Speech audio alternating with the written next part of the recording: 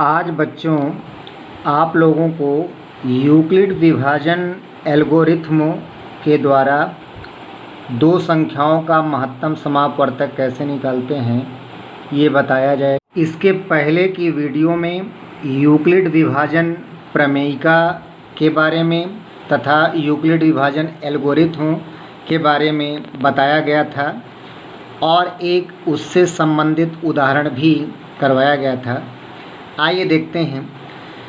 संख्या 255 व 867 का एचसीएफ यूक्लिड विभाजन एल्गोरिथ्म का प्रयोग करके ज्ञात कीजिए। यहाँ पर दो संख्याएं हैं, 255 व 867।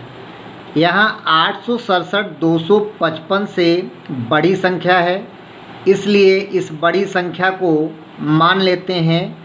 माना a इज़ इक्वल टू 867 अर्थात 867 तथा b बराबर 255। b बराबर 255 है। यहाँ a b से बड़ी संख्या है, इसलिए यूक्लिड विभाजन प्रमेय से a बराबर बी क्यू प्लस आर, ये यूक्लिड विभाजन प्रमेय बताई गई थी। यहाँ a भाज्य का काम कर रहा है, b भाजक का काम कर रहा है, q भागफल का काम कर रहा है, r शेषफल का काम कर रहा है। अर्थात भाज्य बराबर भाजक गुणते भागफल प्लस शेषफल। शेषफल सदैव भाजक से कम होता है या शून्य तक हो सकता है, इसलिए r का मान 0 से अधिक या 0 के बराबर हो सकता है और r का मान भाजक b से छोटा हो सकता है। तो यहाँ 867 a है, b 255 है। भागफल क्या होगा, शेषफल क्या होगा, उसके लिए 255 से 867 को भाग देंगे तो यहाँ पर 3 बार जाएगा। 3 से 255 में गुणा करेंगे 765 आ जाएगा। 867 से 765 घटाएं तो 102 प्राप्त हुआ। इस तरह से 3 भागफल है जो Q का काम करेगा और शेषफल R 102 प्राप्त हो रहा है। तो 867 बराबर 255 गुणे 3 धन 102। यहाँ शेषफल शून्य के बराबर नहीं आया है, इसलिए इस शेषफल और जो भाजक 255 था, इन दोनों के बीच यूक्लिड विभाजन प्रमेय का प्रयोग पुनः करेंगे। इसमें जो 255 भाजक था वह भाज्य का काम करेगा तथा 102 भाजक का काम करेगा।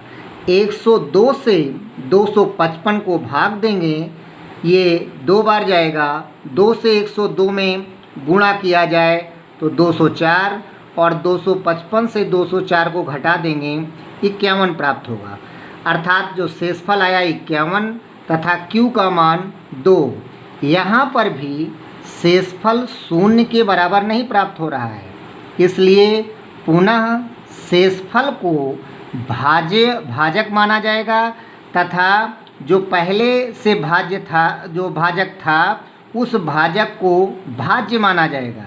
अर्थात 102 तथा 51 के बीच यूक्लिड विभाजन प्रमेय का पुनः प्रयोग किया जाएगा।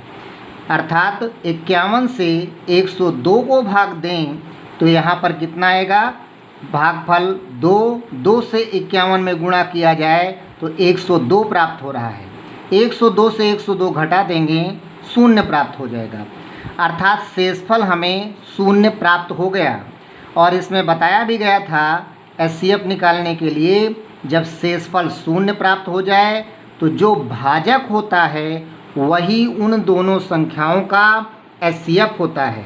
यहाँ शेषफल शून्य है, अतः 255 व 867 का एचसीएफ 51 होगा। इसी प्रकार अन्य दो संख्याओं का एचसीएफ निकालने के लिए कहा जाए तो एचसीएफ ज्ञात कर लेंगे। इस यूक्लिड विभाजन एल्गोरिथ्म का प्रयोग और प्रश्नों में भी होता है। आइए उनसे संबंधित प्रश्न को देखा जाए। दूसरा प्रश्न है दर्शाइए कि प्रत्येक धनात्मक समपूर्णांक 2m के रूप का होता है तथा प्रत्येक धनात्मक विषम पूर्णांक 2m+1 के रूप में होता है जहां m कोई पूर्णांक है। तो यहाँ पर प्रत्येक धनात्मक को सम पूर्णांक और विषम पूर्णांक के रूप में दिखाना है, और जो कि किस रूप में है, 2m या 2m+1 के रूप में। और सम या विषम के लिए मालूम है कि वो संख्या यदि 2 से विभाज्य है तो सम होगी, और यदि 2 से विभाज्य नहीं है तो विषम होगी। तो यहाँ पर जो भाजक लिया जाएगा वो 2 लिया जाएगा, क्योंकि 2m के रूप में लाना है, और एक कोई धनात्मक पूर्णांक संख्या लिया जा सकता है। आइए देखते हैं। माना a कोई धनात्मक पूर्णांक है तथा b = 2, तब यूक्लिड विभाजन प्रमेयिका से a = 2m + r। यहाँ m कोई पूर्णांक है, प्रश्न में पहले ही कह दिया है, इसलिए m यहाँ पर भागफल के रूप में लिया गया है। रही बात r की, तो 2 से भाग दिया जा रहा है, इसलिए r का मान 2 से कम होगा या 0 तक हो सकता है, अर्थात r का मान 0 से बड़ा या बराबर लेकिन 2 से कम। तो 0 हो सकता है r का मान, या 1 हो सकता है, 2 नहीं हो सकता है क्योंकि r का मान 2 से कम है। r के 2 ही मान प्राप्त होंगे यहाँ पर, 0 या 1। इन मानों को क्रमशः a = 2m + r में रखा जाए तो a का मान प्राप्त हो जाएगा 2m + 0, या a = 2m + 1, अर्थात a का मान 2m प्राप्त हुआ तथा a का मान 2m + 1 प्राप्त हुआ। अब एक एक को लेकर देखते हैं। यदि a एक सम संख्या है तो a बराबर क्या होगा, 2m होगा, और यहाँ पर a बराबर 2m देखा जाए तो 2 से विभाज्य है, क्योंकि 2m के साथ गुणा में है। 2 से भाग देंगे तो 2 से 2 कैंसिल हो जाएगा, m बार जाएगा। तो a बराबर 2m ये सम संख्या के लिए प्राप्त हो गया। यदि a एक विषम संख्या है तो a बराबर लिया जाएगा इसमें 2m + 1, और 2m + 1 2 से विभाज्य नहीं है, इसलिए a बराबर 2m + 1 प्राप्त हुआ। इस तरह से जो प्रश्न में कहा गया था कि सम पूर्णांक 2m के रूप का होता है तथा विषम पूर्णांक 2m + 1 के रूप का होता है, ये दोनों सिद्ध हो गए। इस प्रकार से यूक्लिड विभाजन प्रमेयिका या एल्गोरिथम का प्रयोग करके प्रश्नों को हल करेंगे। इसी से संबंधित एक प्रश्न और देखते हैं। दर्शाइए कि एक धनात्मक विषम पूर्णांक 4q + 1 या 4q + 3 के रूप का होता है। इसमें धनात्मक विषम पूर्णांक की बात कहा गया है, अर्थात जो भी संख्या मानी जाएगी वह एक धनात्मक विषम पूर्णांक लिया जाएगा। और कह रहे हैं किस रूप का होता है वो, 4q + 1 या 4q + 3 के रूप का, अर्थात जो भाजक लिया जाएगा वो 4 लिया जाएगा, 4 से भाग देंगे। तो यहाँ देखते हैं। माना a कोई धनात्मक विषम पूर्णांक है तथा b = 4, तब यूक्लिड प्रमेयिका से हो जाएगा a बराबर 4q + r। q भागफल है तथा r शेषफल है। यहाँ पर भी r का मान 0 से बड़ा या 0 के बराबर होगा और 4 से छोटा होगा, अर्थात r के मान होंगे 0, 1, 2, 3।